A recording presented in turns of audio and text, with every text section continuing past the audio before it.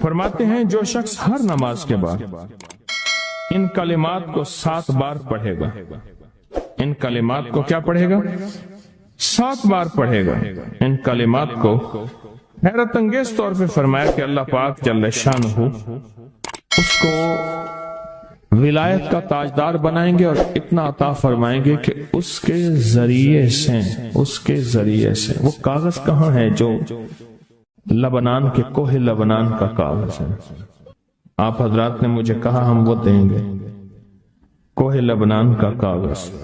जो ये पढ़ेगा अल्लाह उसको इतना अता फरमाएंगे। आप जरा छोटे सा एक लफ्ज कह रहा हूं, जो ये पढ़ेगा अल्लाह उसको इतना अता फरमाएंगे, इतना अता फरमाएंगे, इतना अता फरमाएंगे कि उसके जरिए से लोगों को रोजी देंगे।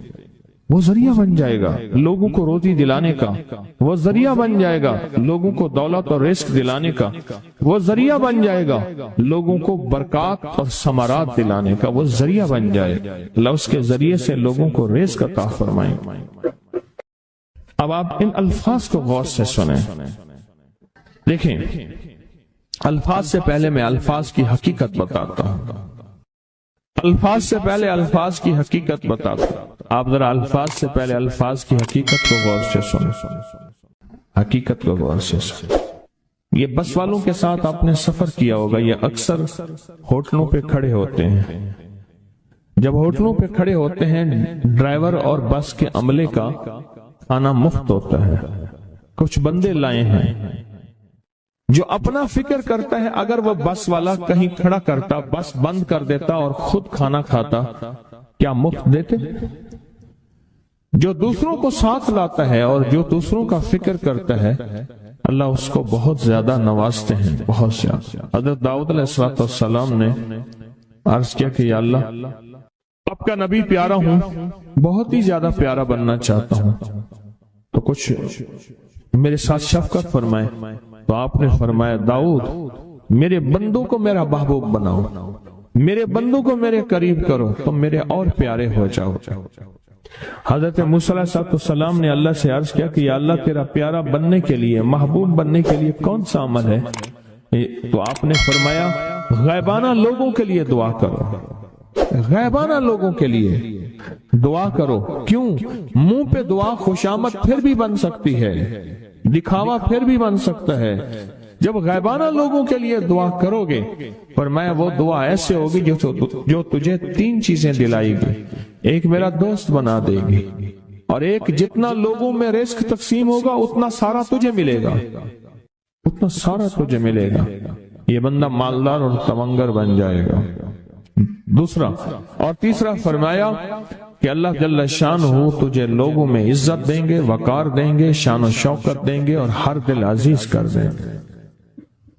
सिर्फ अपने मिजाज से निकला है, अपनी सोच से निकला है, मेरी जन्नत हो, मेरी कब्र हो, मेरी आखिरत हो, बस और कोई जाए जाए नहीं।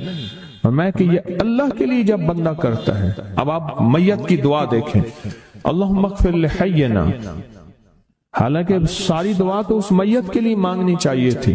अल्लाह जितने जिंदा हैं उन सबको माफ कर दे, व मैयतना, जितने मर गए सबको माफ कर दे।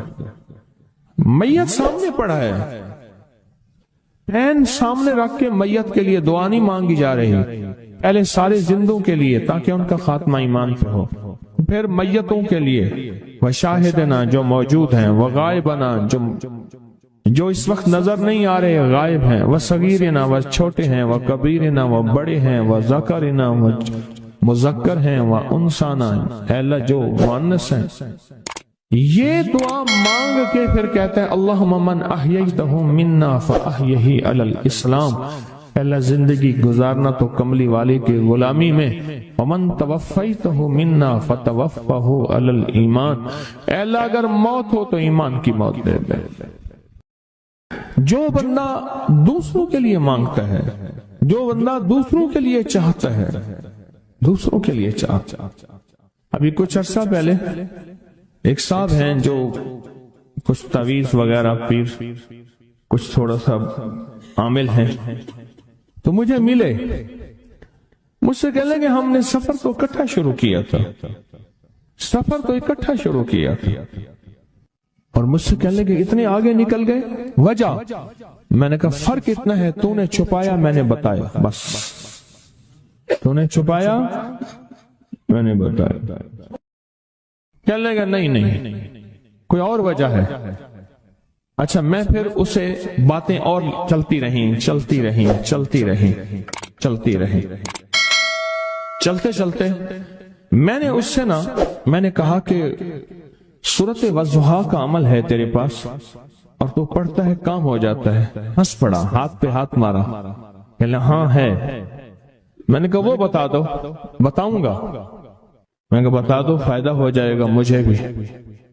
اچھا وہ پہلی بات وہ بھول گیا۔ میں نے کہا تو چھپاتا ہے میں بتاتا ہوں۔ باتیں ہوتی رہیں لمبی باتوں کے بعد میں نے کہا سورۃ والضحیٰ کا عمل بتاؤ، نہیں بتایا۔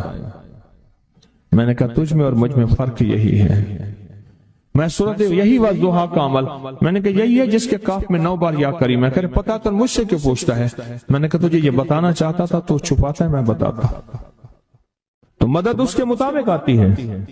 اللہ کو اپنی مخلوق اپنے بندے پسند ہیں، جو اپنے بندوں کو اللہ کی بندوں کا راحت کو سوچتا ہے، جو اللہ کے بندوں کی اندر کے درد اور مشکلات اور مسائل کو سوچتا ہے، اللہ پہلے اس کا بھلا کر دیتا ہے۔ ہو بھلا کر بھلا، ہو بھلا سو بھلے کا بھلا، بھلا کر بھلے کی جگہ بھلا ہوگا۔ اب یہ جو دعا ہے جو میں آپ کو بتانے لگا ہوں، اب اس کے لفظوں پہ غور کریں۔ اللہم اغفر لامت محمد صلی اللہ علیہ وسلم۔ اے اللہ، اب حالانکہ آپ نے لیے پڑھ رہا ہے، اے اللہ ساری امت محمدیہ کو معاف کر۔ اللہم ارحم امت محمد، اے اللہ امت محمدیہ میں جتنے بھی ہیں سب پہ رحم فرما، رحمت فرما، مغفرت فرما۔ اللہم اصلح امت محمد، اے اللہ امت محمدیہ کی جتنے بھی مشکلات مسائل ہیں ان کی اصلاح کر دے، پریشانیاں دور کر دے۔ اللہم استر، اے اللہ ان کے پردے رکھ دے، امت محمدیہ کے پردے رکھ دے، امت محمدیہ کے پردے رکھ دے۔ اے اللہ کسی کے پردے نہ ہٹا، اے اللہ سب کی مغفرت فرما، اے اللہ پردے رکھ دے، پردے رکھ دے سب۔ اور اللہم اجبر،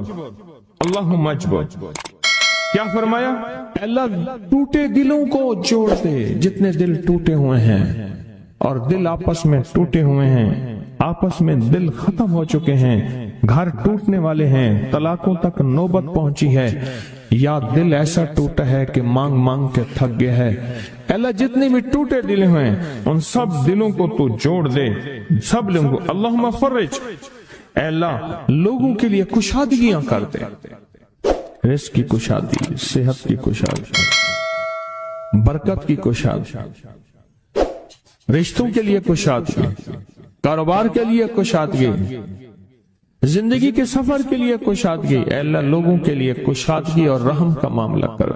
اب آپ سوچیں اس ساری دعا میں ایک دفعہ بھی اپنے لیے مانگا؟ ایک درویش کے پاس ایک بندہ گیا، حضرت ولایت کا کوئی شارٹ کٹ بتائیں، بالکل آسان راستہ۔ فرمایا جب کوئی غیر مسلم بغیر کلمے کے مر جائے، کسی کونے میں منہ دے کے رو لینا، اللہ تجھے ولایت دے دے گا۔ احساس، درد، غم، اللہ کو یہ پسند ہے اور اللہ کے ہاں اس کی قیمت ہے اور اللہ کی بارگاہ میں اس کی قیمت ہے۔ اس پورے کے پورے وظیفے میں آپ یہ دیکھ لیں ایک دفعہ بھی اپنے لیے نہیں مانگا گیا۔ اللہم اغفر لامت محمد، اللہم ارحم امت محمد، اللہم اصلح امت محمد، اللہم استر امت محمد، اللہم اجبر، اللہم فرج، اللہم انصر۔ اے اللہ سب کی مدد فرما۔ اللہم اغفر لے، اے اللہ سب کو معاف کر دے۔ ایک چیز بھی اپنے لیے ہی نہیں مانگی۔ ایک ہے کہ مجھے دے دے، ایک ہے اس کو بھی دے دے، اس کو بھی دے دے مجھے نہ دے، اس کو بھی دے دے مجھے نہ دے۔ جو دوسروں کا فکر کرتا ہے، امت کے یہودی، عیسائی، ہندو، سکھ، نہ ماننے والے اور ماننے والے مسلمان، ان سب کا جو فکر کرتا ہے اللہ اسے سب سے زیادہ بھی دیتا ہے، اللہ اسے جھکتا بھی دیتا ہے۔ یہ جو عمل ہے نا، یہ عمل عجب عمل ہے، عجب عمل ہے۔ یہ کاغذ جتنے پڑے ہیں دیکھیں کتنی تعداد میں ہیں جو مجھے دیے ہیں، یہ عمل ہے۔ امام جلیل یمنی یافعی فرماتے ہیں ہم چند دوست مل کر کوہ لبنان پر گئے تاکہ وہاں کے رہنے والے، سنا ہے کوہ لبنان میں وہاں عابد رہتے ہیں، زاہد رہتے ہیں، ابدال رہتے ہیں، شاید ہماری بھی کسی سے ملاقات ہو جائے۔ کہنے لگے ہم 3 دن تک مسلسل چلتے رہے، ہمیں کوئی ہستی نہ ملی۔ اسی دوران میں میرے پاؤں میں چوٹ لگ گئی اور میں چلنے سے عاجز ہو گیا۔ آخر میں بلند پہاڑی پر آ کر بیٹھ گیا۔ میرے ساتھی یہ کہہ کر کہ تم یہاں پر آرام کرو، ہم اطراف میں گھوم کر آتے ہیں کہ شاید کوئی ابدال مل جائے، کوئی درویش مل جائے، کوئی بزرگ مل جائے، اس کی ہم زیارت کر لیں، دعا کرا لیں۔ وہ دونوں چلے گئے، میں اکیلا بیٹھا رہا، شام تک نہ آئے، حتیٰ کہ رات ہو گئی، وہ نہ آئے۔ اکیلا پہاڑی اور بیابان میں تڑپتا رہا، بھوک، پیاس، دکھ، تکلیف، پاؤں کی تکلیف، پردیسی، مسافر، بیابان، جنگل۔ دوسرے روز میں نے وضو کے لیے پانی تلاش کیا تو پہاڑی کے نیچے پانی کا ایک چشمہ نظر آیا۔ وہاں وضو میں کے لیے کھڑا ہوا تو اثناء نماز کسی تلاوت والے کی آواز سنائی دی۔ نماز سے فارغ ہو کر میں آواز کی طرف چل پڑا۔ چلتے چلتے ایک غار نظر آیا، میں دیکھا تو ایک بزرگ ہیں اور وہ بھی نابینا ہیں۔ میں نے انہیں سلام کیا، انہوں نے سلام کا جواب کر کے پوچھا انسان ہو یا جن؟ میں نے کہا جی میں آدمی میں سے ہوں، انسانوں میں سے ہوں۔ اور پھر انہوں نے حیرت سے پڑھا لا الہ الا اللہ وحدہ لا شریک لہ، میں یہاں 30 سال سے ہوں اور آج تک میں نے کسی آدمی کو نہیں دیکھا۔ کتنے سال سے؟ 30 سال زندگی کے گزر گئے ہیں، آج تک ایک آدمی نہیں دیکھا۔ تم یہاں کیسے آ گئے؟ تم یہاں کیسے آ گئے؟ تم یہاں کیسے آ گئے؟ تو میں نے کہا کہ تم لگتا ہے تھک گئے ہو، تھوڑی دیر کے لیے سو جاؤ۔ میں آگے چل کے دیکھا تو غار میں 3 قبریں بنی ہوئی تھیں۔ مجھے حیرت ہوئی لیکن تھکان بہت زیادہ تھی، مجھے نیند آ گئی۔ ظہر کی نماز کا وقت ہوا تو انہیں آواز دی کہ اللہ تم پر رحم کرے، اٹھو نماز کا وقت ہے۔ باوجود نابینا ہونے کے اوقات نماز کے ماہر اور واقف تھے۔ میں نے اٹھ کے ان کے ہمراہ نماز پڑھی، اس کے بعد وہ عصر تک تلاوت کرتے رہے۔ جب عصر سے فارغ ہوئے تو کھڑے ہو کر انہوں نے 3 مرتبہ یہ دعا پڑھی جو یہ دعا میں نے ابھی پڑھی ہے، صرف 3 مرتبہ پڑھی 3 مرتبہ یہ دعا پڑھی۔ عارف شاذلی ابو نعیم اصفہانی کے ساتھ لکھی ہے جب ہم مغرب سے فارغ ہوئے تو میں نے ان سے دریافت کیا یا شیخ آپ امت کی مغفرت والی یہ دعا آپ کو کس نے سکھائی؟ یہ آپ کو موتی ملا تو کہاں سے ملا؟ یہ سن کر اس نابینا بزرگ نے یوں فرمایا جو شخص اس دعا کو روزانہ دن میں صرف 3 بار پڑھ لیتا ہے اللہ اس کو ابدالوں میں شامل کر لیتا ہے۔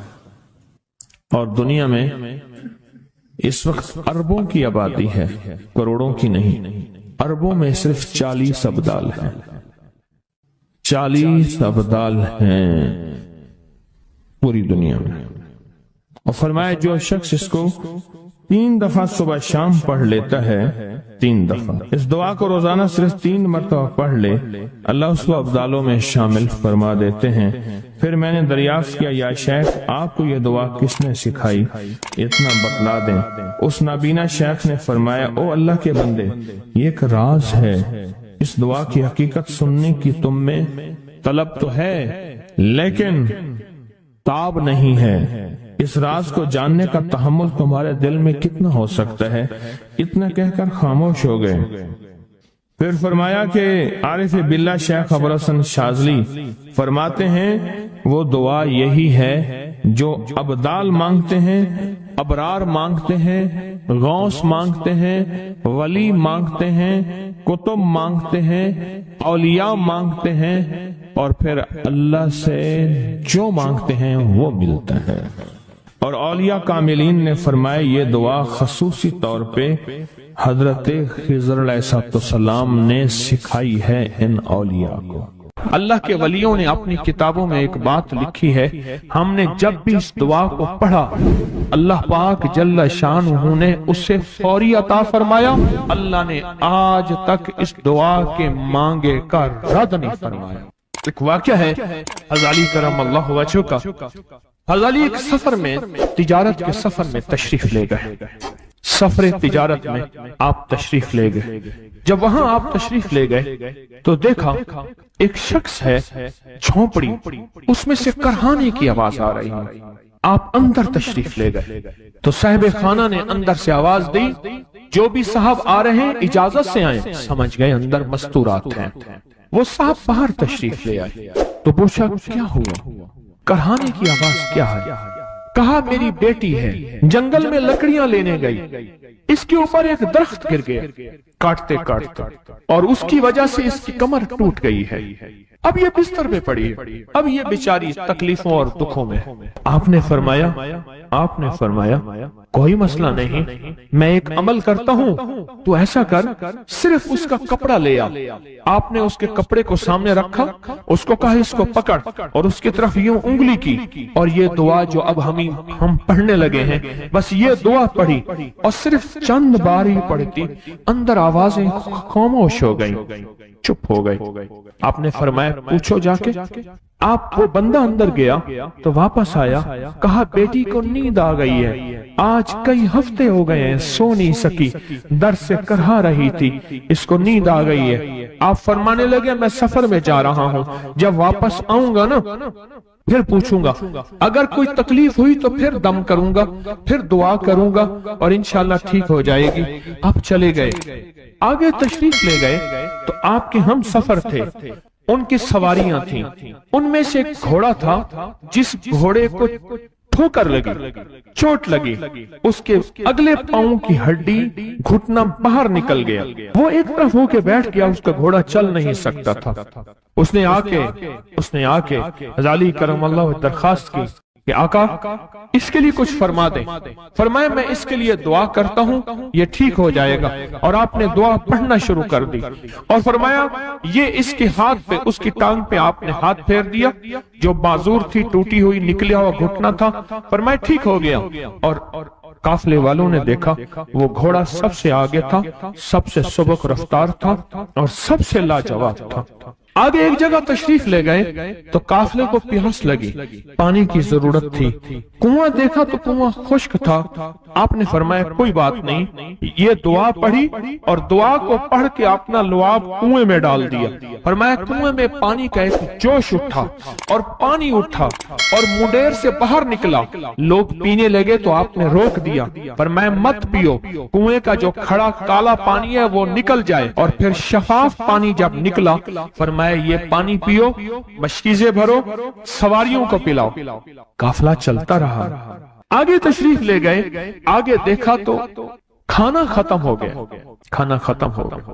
اتنا کھانا تھا کہ اب کھا لیں، آئندہ کیسے کھائیں گے؟ تو آپ نے فرمایا جو کھانا ہے لے آؤ۔ آپ نے کھانے کو رکھا، اوپر کپڑا ڈال دیا، اور یہ دعا پڑھنی شروع کر دی جو ابھی ہم بیٹھ کے پڑھیں گے، خوش قسمت ہیں۔ اور کپڑا ڈال کے فرمایا دعا فرمائی، یہ عمل فرمایا، یہ دعا پڑھی، اور اس کے بعد فرمایا دیکھو کھا لیا، اور فرمایا ہمارا 17 دن کا سفر تھا، اس 17 دن میں ہم نے کھایا، لوگوں کو کھلایا، جہاں لوگ آتے تھے ان کو بٹھاتے تھے، دسترخوان ہمارا تھا چند افراد کا، پھر سینکڑوں لوگوں نے کھایا۔ 17 دن کے سفر میں تھوڑی سی کمی بھی نہ ہوئی، جب گھر لوٹے تو وہی کا وہی ہمارا خزانہ، کھانا وہی سارا توشہ موجود تھا۔ آگے تشریف لے گئے تو ایک تجارت میں ایک دیکھا تو ایک بندہ ہے ٹھیکریوں پہ ٹھیکریاں مار رہا ہے، آپ اس کی طرف تشریف لے گئے، آپ نے اس کو جا کے دیکھا، لگتا ہے کہ تو پرانا جواری ہے، اس نے کہا جوا کھیلتا تھا، سب کچھ ہار بیٹھا ہوں، ہر چیز زندگی ختم ہو گئی ہے۔ آپ نے فرمایا اچھا ایسا کر توبہ کی نیت کر لے، اللہ سے توبہ کر لے، اور پھر میں تیرے لیے دعا بھی کرتا ہوں، عمل بھی کرتا ہوں، تو ایسا کر پتھر پہ پتھر مار، تیرا ہر پتھر سونے کا بنتا جائے گا۔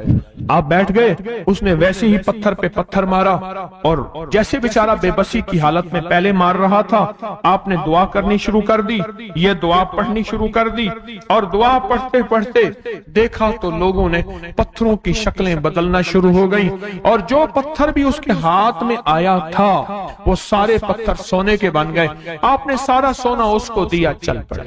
سفر میں آگے جاتے جاتے دیکھا کہ ایک شخص ہے، اس کے ساتھ ایک بچہ ہے، ایک بوڑھی عورت ہے، ایک بوڑھا گدھا ہے، اور وہ سارے پیدل چل رہے ہیں، گدھے کو سواری کو ساتھ لیے ہوئے۔ تو آپ نے پوچھا کیا ہوا؟ انہوں نے کہا ایک سانپ ہے جو اس گدھے کے پہ مسلط ہے، وہ سامنے بیٹھا ہے، وہ نیچے نہیں اتر رہا، ہم نے مارنے کی کوشش کی ہے، اس کی پھنکار سے عصا جل جاتا ہے، اور جلا ہوا عصا دکھایا، ڈنڈا جلا ہوا دکھایا کہ ایک پھنکار سے ڈنڈا جل جاتا ہے، وہ مسلط ہے گدھے پہ، ہم پیدل چل رہے ہیں، منزل پہ ہے، سانپ مسلط ہے، اس کا کوئی حل نہیں۔ آپ نے فرمایا اس گدھے کو اس جھاڑی سے، اس درخت سے باندھ دو، اور باندھ کے آپ قبلہ رخ ہوئے اور یہ دعا پڑھنی شروع کر دی، اور فرمایا پھر دوسرے رخ ہوئے اور یہ دعا پڑھنی شروع کر دی، اور تیسرے رخ ہوئے، اور دعا پڑھنے کے بعد آپ نے اس سانپ پہ پھونک مارا، سانپ چونٹی بن کے چھلانگ لگائی اور غائب ہو گیا۔ تو انہوں نے پوچھا آقا یہ کیا تھا؟ فرمایا یہ تمہارے اوپر ایک دشمن جن مسلط تھا جو کہ تمہاری جانوں اور عزتوں کا لٹیرا تھا۔ آخرکار آپ کے غلام نے آپ سے پوچھا آقا اگر آپ یہ دعا ہمیں سکھا دیں، چشمہ فیض سے گر ایک اشارہ ہو جائے، چشمہ فیض سے گر ایک اشارہ ہو جائے، لطف ہو آپ کا اور کام ہمارا ہو جائے۔ آئیں بسم اللہ کر کے اس دعا کو پہلے سنتے ہیں۔ یا وہاب حبلی من نعمت الدنیا والآخرہ انک انت الوہاب۔ اللہ کے ولیوں نے اپنی کتابوں میں ایک بات لکھی ہے، ہم نے جب بھی اس دعا کو پڑھا اللہ پاک جل شانہ نے اسے فوری عطا فرمایا، ورنہ اس کی نسبت عطا فرمائی، اور ورنہ چند لمحوں میں عطا فرمایا، ورنہ چند دنوں میں۔ اللہ نے آج تک اس دعا کے مانگے کا رد نہیں فرمایا۔ میری ایک درخواست ہے سورۃ اخلاص 2 تسبیح زندگی کا معمول بنا لیں، اس کو تو کبھی نہ چھوڑیں۔ کیا خیال ہے؟ 2 تسبیح زندگی کا معمول بنا لیں، اس کو کبھی نہ چھوڑیں۔ اس کا فائدہ کیا ہوگا؟ اس کے انوکھا فائدہ ہوگا، اللہ پاک نا نور کی برکت سے، اعمال کی برکت سے نسلوں میں نور اور خیر عطا فرماتے ہیں، پھر نسلوں میں وہ نور چلتا ہے، نسلوں میں وہ برکتیں چلتی ہیں، بعض اوقات دوسری نسل میں، بعض اوقات تیسری نسل میں، اور بعض اوقات اسی نسل میں۔ عرض کر رہا تھا کہ اپنی زندگی میں اس نور کی روشنی کو ساتھ لے کر چلے۔ 2 تسبیح سورۃ اخلاص کی تو زندگی میں نہ چھوڑیں۔ سفر میں جا رہے ہیں، حضر میں جا رہے ہیں، صحیح جا رہے ہیں، پیدل چلتے پڑھ لیں، گاڑی چلاتے پڑھ لیں، گاڑی میں بیٹھے پڑھ لیں، کہیں دفتر میں بیٹھ کے پڑھ لیں، مجبوراً وضو نہیں تو بھی پڑھ لیں، پر چھوڑے نہیں۔ کیوں؟ آپ کی زندگی میں اس کا نور نسلوں میں منتقل ہوگا، اور اس کا نور نسلوں میں جائے گا، اور نسلوں میں رزق، دولت، عزت کے اللہ دروازے کھول کے دکھائے گا۔ ایسا نور ملے گا آپ سوچ نہیں سکتے، ایسا نور ملے گا۔ کون سا مسلمان ہے جو کہتا ہے مجھے سورۃ قل واللہ، سورۃ اخلاص نہیں آتی؟ ہر بندے کو آتی ہے۔ اگر کوئی کمزور علم رکھنے والا ہے تو تھوڑی سی محنت کرے، یاد کرے تو اس کو یاد ہو سکتا ہے، ایک میں آپ کو عجیب بات بتاؤں، شیخ ابوالحسن شاذلی رحمت اللہ علیہ، شاذلی سلسلہ، میں کہ جب تو اللہ سے خالص محبت کرنا چاہتا ہے اور چاہتا ہے کہ اللہ اس کے حبیب کی خالص محبت تیرے دل میں اتر جائے، اللہ اس کے حبیب کی خالص محبت تیرے دل میں اتر جائے، اور قیامت کے دن جب اعلان ہو وَامْتَازُوا الْيَوْمَ أَيُّهَا الْمُجْرِمُونَ، مجرم علیحدہ ہو جائیں، ہمارے دوست علیحدہ ہو جائیں، ولی علیحدہ ہو جائیں، بدکار علیحدہ ہو جائیں، تو اس وقت تو اللہ کے دوستوں کی لسٹ میں ہو تو ایک عمل کر لے۔ فرماتے ہیں وہ عمل ہے کہ سورۃ اخلاص کو اپنے دل کی دنیا میں جگہ دے دے۔ اللہ اکبر۔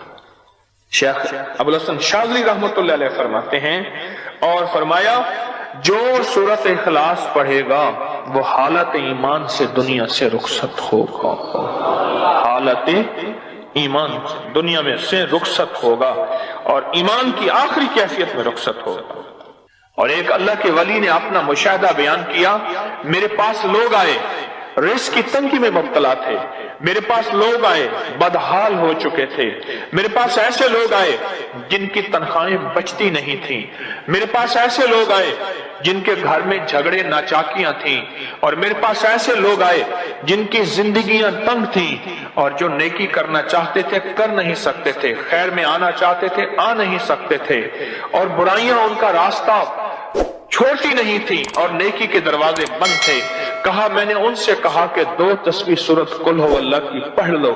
جب سے انہوں نے پڑھنا شروع کیا سورۃ قل ہو اللہ ان کا ضامن بن گیا، اور سورۃ اخلاص ان کا سہارا بن گئی، اور سورۃ اخلاص ان کا ساتھی بن گئی، اور سورۃ اخلاص ان کا محافظ بن گئی، اور سورۃ اخلاص ان کا معاون بن گئی، اور سورۃ اخلاص ان کو زندگی میں لے کر چلنے والی روشنی بن گئی، اور ان سے سارے اندھیرے چھٹ گئے، اور ساری ظلمتیں چھٹ گئیں، اور خیریں اور برکتیں ان کی چوکھٹوں ان کے دروں کو مالا مال کر دی۔